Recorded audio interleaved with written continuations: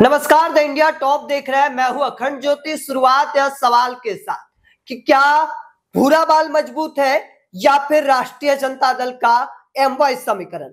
चूंकि एक और राजपूतों के बड़े नेता और जनता दल यूनाइटेड के कद्दावर नेताओं में से एक आनंद मोहन का एक बयान सामने आता है। उस बयान में वो कहते हैं कि 10% वाले यह तय करेंगे कि सत्ता में कौन बैठेगा। चूंकि बिहार में विधानसभा के चुनाव होने हैं और इसका पलटवार करते हुए राष्ट्रीय जनता दल के नेता अशोक महतो का एक बयान सामने आता है। उसमें वो कहते हैं कि हम भूरा बाल को कबार के फेंक देंगे, साफ कर देंगे। आइए अब कुछ जानकारियां दे दे। जो जानकारी सामने आई है कि आखिर मजबूत कौन है और मजबूत पिछले 5 वर्षों में हुआ कौन, 2015 से 2020 के बीच। चूंकि 2015 में वाई समीकरण, जो एमवाई समीकरण राष्ट्रीय जनता दल का रहा है, वाई यानी यादव की जनसंख्या सबसे अधिक आबादी है बिहार में, 14% के लगभग में जातीय जनगणना का जो डाटा सामने आया उसके अनुसार। और ऐसे में 2015 में 61 विधायक थे, 61 यादव, दोनों ही गठबंधन को मिला के, चाहे वो इंडिपेंडेंट भी हो सकते हैं। इन 243 में 61 विधायक थे यादव के। ये संख्या घटकर 2020 में 52 हो जाता है, जो 14% आबादी है उसके बावजूद।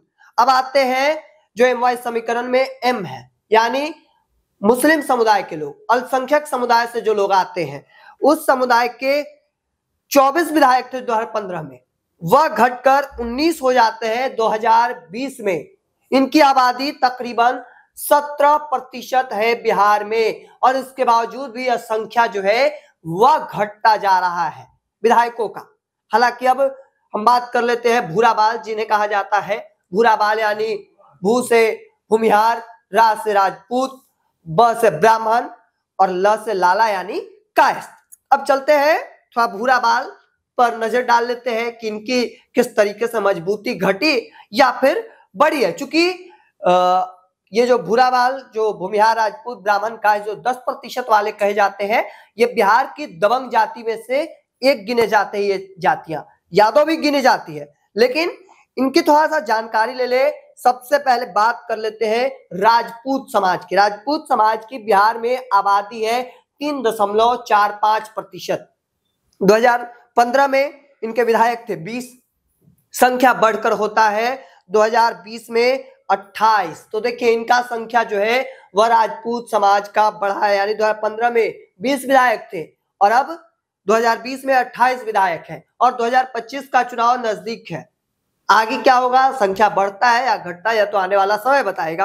अब बात कर लेते हैं ब्राह्मण समाज की। ब्राह्मण समाज की आबादी बिहार में 3.65% है। 2015 में इनकी संख्या 11 थी, 2020 में बढ़कर 12 हो चुकी है, यानी एक विधायक जो है वह बढ़ गए ब्राह्मण समुदाय से, और 243 में से 12 विधायक हैं बिहार विधानसभा में जो ब्राह्मण समाज से आते हैं। अब बात कर लेते हैं भूमिहार समाज की। देखिए भूमिहार समाज, जिनकी आबादी बिहार में बहुत ही कम है, 2.86%, पर वो कहते हैं कि बिहार में भूमिहार जाति जो है वो दबंग जाति में से एक मानी जाती है। ये लोगों में कह सकते हैं परसेप्शन है। हालांकि 2015 में इनके विधायकों की संख्या 16 से 17 थी। हालांकि वर्तमान में यह संख्या जो है वह बढ़ गया है, तकरीबन 22 से 23 विधायक हैं भूमिहार समाज के, जो बिहार विधानसभा में प्रतिनिधित्व करते हैं।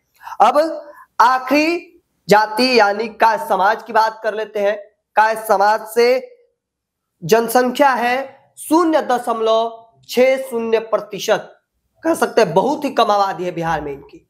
लेकिन इसके बावजूद 3 विधायक, 2 विधायक जो है वह एनडीए से आते हैं, एक विधायक इंडिया गठबंधन से आते हैं जो प्रतिनिधित्व करते हैं। तो ऐसे में समझ सकते हैं जो आंकड़ा हमने आपको सामने रखा है, इस आंकड़े के तहत आप यह समझेंगे कि लगातार भूरा बाल के जो प्रतिनिधि है वह आगे बढ़ रहा है, प्रतिनिधित्व आगे बढ़ रहा है। ये जो आंकड़ा है कि भूमिहार समाज के 16 से 17 थे पहले, वह अब 22 से 23 हो गए।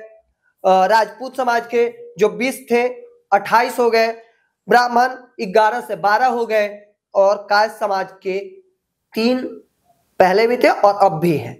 तो ये जो जानकारी है वह निकलकर सामने आई। हालांकि यादव समुदाय जो जिनकी सबसे अधिक आबादी है बिहार में, उसके बावजूद उनका 61 से आंकड़ा जो है वह 52 हुआ है। अब आने वाला समय नजदीक है, बिहार विधानसभा चुनाव को लेकर तैयारियां, सरगर्मी जो है वह दोनों गठबंधन के भीतर तेज हो चुकी है और कितने सीटों पर कौन कौन से जाति से दांव लगाए जाएंगे यह तो देखना काफी दिलचस्प होगा।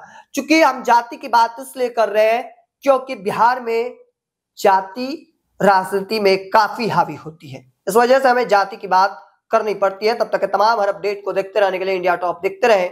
धन्यवाद।